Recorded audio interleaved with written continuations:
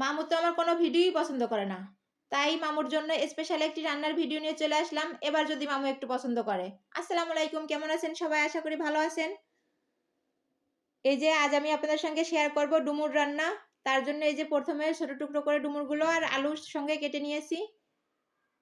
এবার চুলায় একটা কড়াই বসিয়ে দিয়ে এর মধ্যে কিছুটা পরিমাণ সরিষার তেল গরম করে নিয়েছি। দিয়ে দেব কিছুটা পরিমাণ চিংড়ে, ছোট চিংড়ে।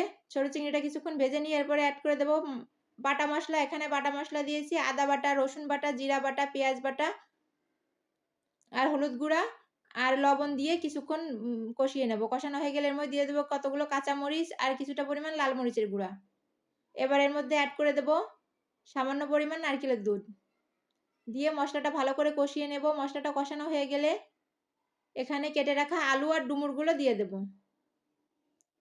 দিয়ে ভালো করে মসলার সঙ্গে কষিয়ে নেব। দেব কিছুটা পরিমাণ গরম মসলা গুঁড়া। এবার মসলার সঙ্গে ভালো করে কষিয়ে নিয়ে কিছুক্ষণের জন্য ঢাকনা দিয়ে ঢেকে দেব। ঢাকনা দিয়ে ঢেকে একটু কষিয়ে নেব। এই যে কষানো হয়ে গেলে এখানে এড করে দেব নারকেলের দুধ। নারকেলের দুধটা দিয়ে নাড়াচাড়া দিয়ে আবার ঢাকনা দিয়ে ঢেকে রেখে দেব যতক্ষণ পর্যন্ত সিদ্ধ না হয়ে যায়। সিদ্ধ হয়ে একবারে তেল ফুটে পানি শুকিয়ে নেওয়া যায়।